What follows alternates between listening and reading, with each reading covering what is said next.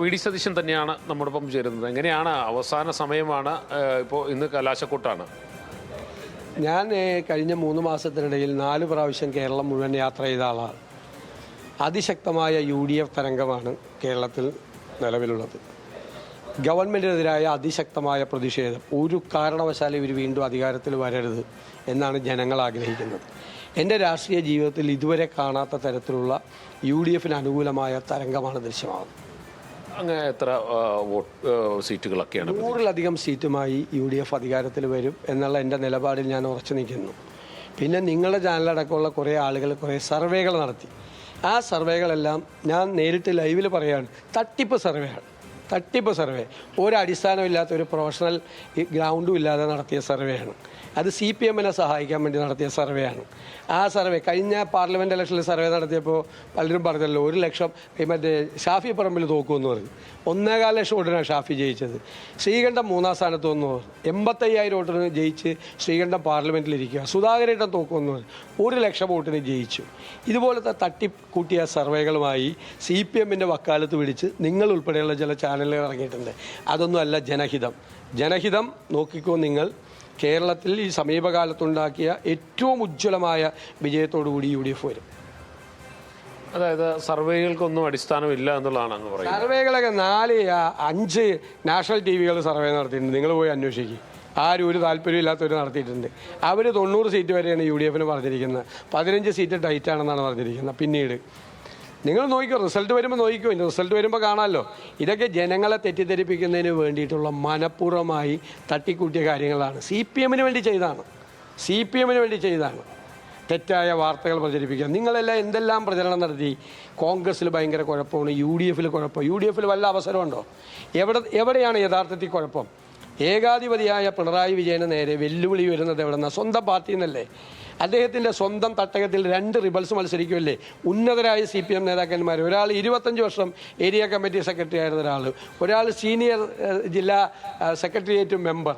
രക്തസാക്ഷി ഫണ്ട് വെച്ച് ചോദ്യം ചെയ്യല്ലേ. പാവപ്പെട്ടവൻ മരിച്ചു, പാർട്ടിക്ക് വേണ്ടി ജീവത്യാഗം ചെയ്തവൻ്റെ ഫണ്ട് അടിച്ചു മാറ്റിയ പാർട്ടിക്കാരല്ലേ. എത്ര സ്ഥലത്തു നിന്നാണ് ആരോപണം വരുന്നത്? ശവന്തീനികൾ യഥാർത്ഥത്തിൽ ഇവരല്ലേ. എം സ്വരാജ് ഇത് ആവർത്തിച്ച് പറയുന്നു, വയനാട് ഫണ്ട് അടിച്ചു മാറ്റിയത് കോൺഗ്രസ് ആണ്, ശവന്തീനികളാണ് കോൺഗ്രസ് എന്ന്. ശവന്തീനികൾ സ്വന്തം രക്തസാക്ഷികളുടെ ഫണ്ട് ഉണ്ടാക്കിയിട്ട് എന്താണ് ഇപ്പോൾ പയ്യന്നൂരിലെ ആരോപണം? ഇപ്പോൾ ഇന്നും കൊണ്ടുവന്നുള്ള ആരോപണം 70 ലക്ഷം രൂപ കൊണ്ടുവന്നത് കാണാനില്ല, കിട്ടിയത് കാണാനില്ല. ഏരിയ സെക്രട്ടറിയുടെ പേഴ്സണൽ അക്കൗണ്ടിലേക്ക് അയച്ചു. അഭിമന്യുവിൻ്റെ ഫണ്ട് തട്ടിയെടുത്തു, വിഷ്ണുവിൻ്റെ ഫണ്ട് തട്ടിയെടുത്തു. വിഷ്ണുവിൻ്റെ കുടുംബാംഗങ്ങൾ കോൺഗ്രസിൽ ചേർന്നു, രക്തസാക്ഷിയുടെ കുടുംബാംഗങ്ങൾ. കാരണം ഫണ്ട് തട്ടിച്ചവന് 3 പ്രാവശ്യം പ്രമോഷൻ കൊടുത്തു.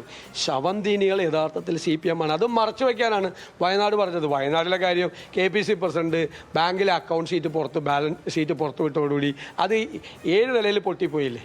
സർക്കാരിന് ഒരു പാസ് മാർക്ക് ജനം കൊടുക്കും. ഞാൻ കഴിഞ്ഞ സർക്കാരിന് പാസ് മാർക്ക് കൊടുത്തിരുന്നു. 1ാം പിണറായി സർക്കാരിന് പാസ് മാർക്ക് മാത്രം. ഈ സർക്കാരിന് പാസ് മാർക്ക് കൊടുക്കില്ല. This is the most inefficient government Kerala has ever seen. Keralam കണ്ട ഏറ്റവും മോശം ഗവൺമെൻറ്റാണ് പിണറായി സർക്കാർ. അങ്ങേ ആവർത്തിച്ച് ഒരു നുണയനാക്കാനുള്ള ഒരു ശ്രമം നടക്കുന്നു. അതെന്താണ് അങ്ങനെ? അത് ഞാൻ തെളിയിച്ചല്ലോ അവസാനം. ആരാണ് നുണയെന്ന്? നുണറായി എന്ന് ഇപ്പോൾ പിണറായിക്കാനുള്ള പേര് വീണത്. ജമായത്ത് ഇസ്ലാമിയായിട്ട് ഒരു ബന്ധമില്ല എന്ന് പറഞ്ഞു പിണറായി വിജയൻ. ഞങ്ങൾ വീഡിയോ ക്ലിപ്പ് ഹാജരാക്കി പാർട്ടി സെക്രട്ടറി ആയിരുന്നപ്പോൾ. അതിൽ നിന്ന് തോറ്റുപോയി. RSSുമായി ഒരു ബന്ധമില്ല എന്ന് പറഞ്ഞു. RSSുമായിട്ട് ബന്ധം ഉണ്ടായിരുന്നു എന്ന് അദ്ദേഹം തന്നെ പറയുന്ന വീഡിയോ ക്ലിപ്പ് ഹാജരാക്കി. 18 മാസം ഉമ്മൻചാണ്ടിയുടെ കാലത്ത് പെൻഷൻ കൊടുത്തിട്ടില്ലെന്ന് നുണ പറഞ്ഞു.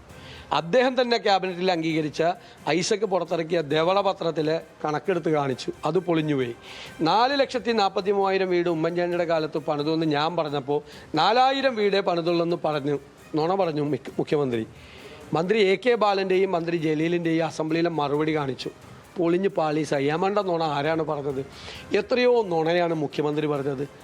അപ്പോൾ അദ്ദേഹത്തിനാണ് നുണറായി എന്നുള്ള വിശേഷണം ചേരുന്നത്. വി ഡി സതീശനെ മാത്രം എന്തുകൊണ്ടാണ് ഇവരെല്ലാവരും ഇങ്ങനെ ലക്ഷ്യം വെക്കുന്നത്? അത് കഴിഞ്ഞ 6 മാസമായിട്ട് അവരെന്നെ ടാർഗറ്റ് ചെയ്ത് എൻ്റെ PR വർക്ക് ഇപ്പോൾ അവരാണ് നടത്തുന്നത്. എനിക്ക് ഒരുപാട് ചാരന്മാരുണ്ട് അതിനകത്ത്. എന്നെ സഹായിക്കുന്നത് അവരാണ്. ഞാൻ CPMനോട് നന്ദി പറയാണ്. കാരണം എന്നെ ഇത്രയും മെയിൻ സ്ട്രീമിലേക്ക്, ഞാൻ 5 വർഷം കഠിനാധ്വാനം ചെയ്തിട്ട് ഇത്രയും മെയിൻ സ്ട്രീമിലേക്ക് വന്നിരുന്നില്ല. എന്നെ ഇത്രയും മെയിൻ സ്ട്രീമിലേക്ക് എത്തിച്ചത് CPM ആണ്. അവരെനിക്കെതിരെ നടത്തിയ നെഗറ്റീവ് ക്യാമ്പയിനാണ് എനിക്ക് ഗുണകരമായി മാറിയത്. ഇന്ത്യയിൽ എല്ലായിടത്തുമുള്ള മുതിർന്ന മാധ്യമപ്രവർത്തകരും മുതിർന്ന മാധ്യമങ്ങൾ വരെ എന്നെ ഇൻ്റർവ്യൂ നടത്താൻ വേണ്ടി വന്നു. ഞാൻ ഭയങ്കര സംഭവം എന്ന് വിചാരിച്ചു. കാരണം ഇവരെല്ലാം കൂടി എന്നെ സംഭവമാക്കിയതാണ്. ഞാൻ CPM-നോട് കടപ്പെട്ടിരിക്കുന്നു സത്യത്തിൽ. അങ്ങ് മുഖ്യമന്ത്രിയാകുമെന്ന് അവർ ഭയക്കുന്നുണ്ട്. അതല്ലല്ല, അതിപ്പോൾ കോൺഗ്രസ് അല്ലേ തീരുമാനിക്കുള്ളൂ. ഞാൻ ഇത് മുന്നിൽ നിന്ന് നയിക്കുന്നു, UDF-നെ നയിക്കുന്നു, ഞാൻ പ്രതിപക്ഷ നേതാവാണ്, എൻ്റെ ചോദ്യങ്ങൾക്ക് ഉത്തരം വരാൻ പറ്റുന്നില്ല. എന്നെ സംവാദത്തിന് ക്ഷണിച്ചല്ലോ മുഖ്യമന്ത്രി. ഞാൻ അദ്ദേഹം പറയുന്ന സ്ഥലത്തും പറയുന്ന സമയത്തും പറയുന്ന വിഷയത്തിലും ചെയ്യാമെന്ന് പറഞ്ഞല്ലോ. എന്തേ കാലുമാറിയത് മുഖ്യമന്ത്രി? സംവാദത്തിന് ക്ഷണിച്ചിട്ട് മാറിക്കളഞ്ഞത്, ഫേസ്ബുക്കിലാക്കിയത് എന്തു പറ്റി? അപ്പോൾ ചോദ്യങ്ങളെ ഭയമുണ്ട്. ഇപ്പോൾ മാത്യു ഇപ്പോൾ ഒരു ശബ്ദരേഖ പുറത്തു വിട്ടു. മനുഷ്യനിർമ്മിതമാണ് പ്രളയം എന്ന് പറയുന്നത് ഉള്ളതാണോ? അതങ്ങനെയാണോ? ഫസ്റ്റ് സ്റ്റേറ്റ്മെൻറ്റ് പ്രളയം ഏറ്റവും കൂടുതൽ ദുരിതമുണ്ടായത് എൻ്റെ നിയമനത്തിലാണ്. ആദ്യത്തെ സ്റ്റേറ്റ്മെൻറ്റ് എൻ്റെയാണ്, മാൻ മെയ്ഡ് ഡിസാസ്റ്റർ എന്ന്, മനുഷ്യനിർമ്മിത ദുരന്തമെന്ന് ആദ്യമായി ഇതിനെക്കുറിച്ച് പറഞ്ഞത് ഞാനാണ് അന്ന് 2018. ഈ ശബ്ദരേഖ ഞാൻ കേട്ടതാണ്, നേരത്തെ കേട്ടതാണ്. പക്ഷെ എൻ്റെ കയ്യിലത് കിട്ടിയിട്ടുണ്ടായില്ല, ഞാനത് കേട്ടിട്ടുണ്ടായിരുന്നു. മാത്യുവിൻ്റെ കയ്യിലത് കിട്ടി, മാത്യു അത് വെളിപ്പെടുത്തി. അന്നത്തെ മന്ത്രിയായിരുന്ന മാത്യു ടി തോമസിനെതിരായിട്ടൊക്കെ രൂക്ഷമായ വിമർശനമാണ്. ഇവർക്ക് പങ്കുണ്ടെന്നാണ് പറയുന്നത്, മന്ത്രിമാർക്ക് പങ്കുണ്ട്, മനുഷ്യനിർമ്മിത ദുരന്തമാണ് എന്ന് പൊട്ടിത്തെറിക്കുകയാണ് മന്ത്രി. ഞാൻ നേരത്തെ കേട്ടതാണ്, പക്ഷേ എൻ്റെ കയ്യിൽ ആ ശബ്ദരേഖ ഉണ്ടായിരുന്നില്ല. അതുകൊണ്ടാണ് ഞാനത് വെളിപ്പെടുത്താറ്. ഈ അവസാന ഘട്ടത്തിൽ ജനത്തിനോട് അങ്ങേക്ക് എന്താണ് പറയാനുള്ളത്? ഈ ദുർഭരണത്തിന് അന്ത്യം കുറിക്കണം. ഇവർ കേരളത്തെ സകല മേഖലകളിലും തളർത്തിയിരിക്കുന്നു. സമ്പദ് വ്യവസ്ഥ തകർന്നു, ആരോഗ്യ കേരളം തകർന്നു, കാർഷിക മേഖല തകർന്നു, വിദ്യാഭ്യാസ രംഗവും തൊഴിൽ മേഖലയും തീരപ്രദേശവും മലയോരങ്ങളുമൊക്കെ സങ്കടത്തിലും പ്രയാസത്തിലുമാണ്. ഈ ദുർഭരണത്തിന് അവസാനം കുറിക്കണം. UDF-ൻ്റെ ഒരു ഭരണമുണ്ടാകണം. ഇവരെവിടെയെല്ലാം പരാജയപ്പെട്ടോ അവിടെ കേരളത്തെ പുനർനിർമ്മിക്കാൻ UDF-ന് കഴിയും. നമ്മുടെ കുഞ്ഞുങ്ങൾക്ക്, അവരുടെ കുഞ്ഞുങ്ങൾക്ക് നല്ല ഒരു കേരളമുണ്ടായി സൗഹാർദ്ദത്തോടെ ജീവിച്ച് നല്ല വിദ്യാഭ്യാസം കിട്ടി നല്ല തൊഴിൽ ലഭിച്ച് നല്ല സംരംഭം നടത്തി മാന്യമായി ജീവിക്കാനുള്ള ഒരു അവസരം UDF ഉണ്ടാക്കും. അത് UDF-ൻ്റെ വാക്കാണ്. UDF-നെ സഹായിക്കണം. ഈ 2020 BJP ചേർന്നതോടെ 2020 വോട്ടുകൾ UDF-ന് അനുകൂലത്തിലേക്ക് തിരിച്ചു വന്നത് നന്നായി തിരിച്ചു വന്നു. ഒരു 75% വോട്ട് 2020-യുടെ കൂടെ ഉണ്ടായിരുന്നത് UDF-ലേക്ക് തിരിച്ചു വന്നു. കുന്നത്താടക്കം അത് ഗുണം ചെയ്യും. ഉറപ്പായിട്ടും കുന്നത്താടൊക്കെ വലിയ മാർജിനിൽ ജയിക്കും, വലിയ മാർജിനിൽ. എറണാകുളത്ത് 14 തൂക്കും UDF. BJP-ആയിട്ട് എന്തെങ്കിലും ഡീലുണ്ടോ? BJP-യുടെ സ്റ്റേറ്റ്മെൻറ്റ് വന്നല്ലോ നേതാവിൻ്റെ. പറവൂരിൽ 3-ാം സ്ഥാനത്ത് നിൽക്കുന്ന BJP 2-ാം സ്ഥാനത്ത് നിൽക്കുന്ന LDF-ന് വോട്ട് ചെയ്ത് VD സതീശനെ തോൽപ്പിക്കണമെന്ന്. ഞാനാണ് ആദ്യം പറഞ്ഞത് CPM BJP ഡീൽ കറക്റ്റായില്ലേ? എല്ലാ സീറ്റിലും എല്ലായിടത്തും 2020 അല്ല മത്സരിക്കണം. A ക്ലാസ് BJP സീറ്റിലൊക്കെ CPM-നെ സഹായിക്കാൻ. BJP-യുടെ ആശയം എന്ന് വെച്ചാൽ കോൺഗ്രസ് മുക്ത ഭാരതമാണ്. അതിനിപ്പോൾ CPM കൂടി കൂട്ടിയേർന്നിരിക്കുകയാണ്.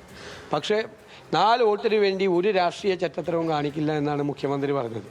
പക്ഷെ 4 വോട്ടിന് വേണ്ടി SDP ആയിട്ടും PDP ആയിട്ടും RSS-ഉമായിട്ടൊക്കെ കൂട്ടുകൂടി അദ്ദേഹം പറഞ്ഞ ആ സാധനം അദ്ദേഹം ഇപ്പോൾ ചെയ്തുകൊണ്ടിരിക്കുകയാണ്.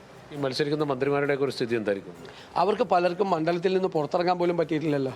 ഞങ്ങളെയൊക്കെ മണ്ഡലത്തിൽ പൂട്ടിയിടുമെന്നല്ല പറഞ്ഞത്. ഞാനൊന്നും പൂട്ടിയിട്ടില്ല. ഞാൻ ഇന്ന് രാവിലെയാണ് പ്രചരണം കഴിഞ്ഞ് തിരിച്ചു വന്നത്. പല മന്ത്രിമാർക്ക് അതിർത്തി മണ്ഡലത്തിൽ പോകാൻ പറ്റിയിട്ടില്ലല്ലോ. ഈ തെരഞ്ഞെടുപ്പിൽ ഇതൊരു ഒരു തരംഗമാണ്. ഇതിൽ വൻമരങ്ങൾ കടപുഴകി വീഴും.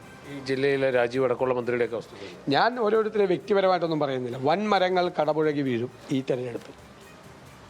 എന്തായാലും അദ്ദേഹം വലിയ വിജയം കോൺഗ്രസിനുണ്ടാകുമെന്ന് തന്നെയാണ് അദ്ദേഹം പ്രത്യാശിക്കുന്നത്. എന്തായാലും ഇപ്പോൾ അദ്ദേഹം പറയുന്നത് BJP-യുമായി CPM-ന് ഡീല് ഉണ്ടെന്നുള്ളൊരു ആരോപണമാണ് ആവർത്തിക്കുന്നത്.